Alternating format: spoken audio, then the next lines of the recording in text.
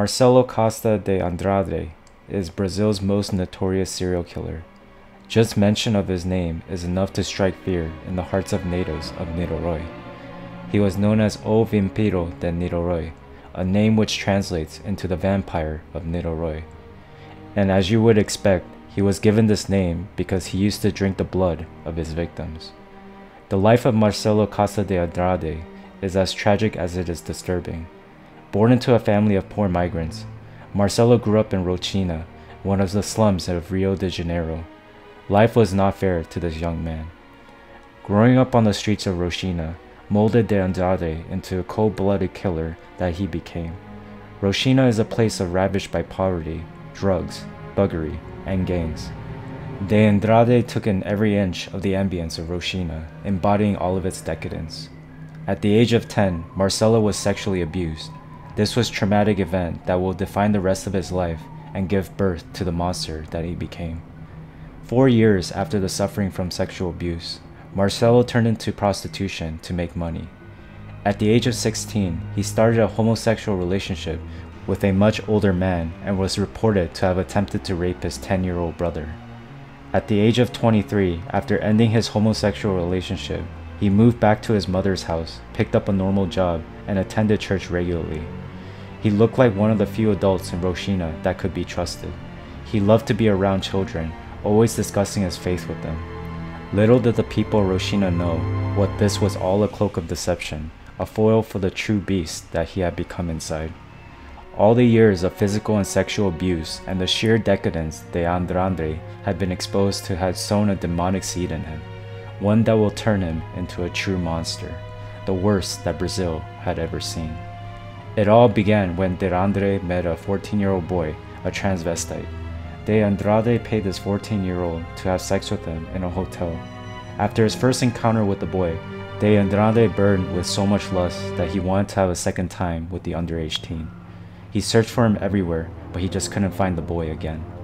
Caged in his unbridled lust for this young boy, De Andrade let himself loose, forcing himself on the other younger boys he came across. He started luring numerous young boys to dark deserted spots where he would brutally rape them and murder them in cold blood. By his own admission, he couldn't even remember the faces of many of the boys he molested and killed, but he remembered the first one, a boy named Anderson. Under the pretense of helping him to light candles, De Andrade lured Anderson to a deserted area where he raped him and strangled him with the boy's own shirt. De Andrade went on to rape and murder 13 other street kids. Each time it was the same script: lure them with sweets and money into a lonely place, rape them, then strangle or beat them to death, and in perhaps the most disturbing act of one could think of, he would have sex with their corpses before burying them in shallow graves and keeping their shorts as trophies. In 2 instances, he cracked open the skull of one of his victims, collected their blood in a bowl, and began to drink it, earning him the title of vampire. After his capture, De Andrade would claim that he drank the blood of his victims to be as, quote, young and cute as them, end quote. It is difficult to believe, but throughout his killing spree, De Andrade remained an active church member. At the height of his killing spree, he would attend church 4 times a week, with each service spanning 5 hours. When asked about his killings, De Andrade explained that he was doing his victims a favor by killing them. He said that heaven was a better place than the dangerous slums the children were living in.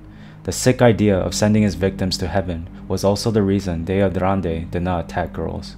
According to him, girls did not go to heaven because boys were prettier.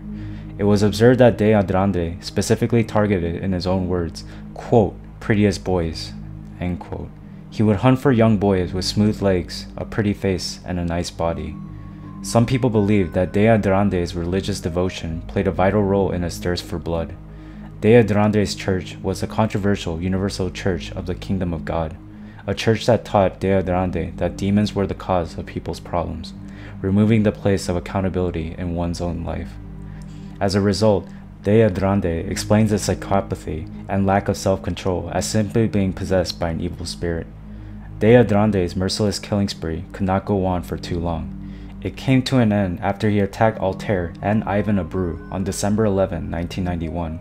Altair and Abreu were brothers, aged 10 and 6 respectively. They perfectly fit the profile of De Andrade's victims. De Andrade picked the brothers up and offered them $20 to assist them in lighting candles at the church, the exact same script. Unaware of what was to befall them, Altair and Abreu agreed to follow De Andrade. What ensued afterwards was sheer horror. After forcing himself on the brothers, De Andrade strangled Abreu to death right in front of his brother. De Andrade then turned to Altair and told him, quote, "I have sent Ivan to heaven. I love you." End quote. Altair would later recall that he was so overcome with fear that he couldn't run. He gave himself to De Andrade out of fear for his own life. They spent the night together, and the following morning, Altair managed to escape. He went straight to his mother to narrate what had happened. The police were notified, and 2 days after the event, Marcelo Costa De Andrade was arrested. Eventually, De Andrade confessed to the killing of all 14 of his victims, while leading the police to the sites where he buried each one.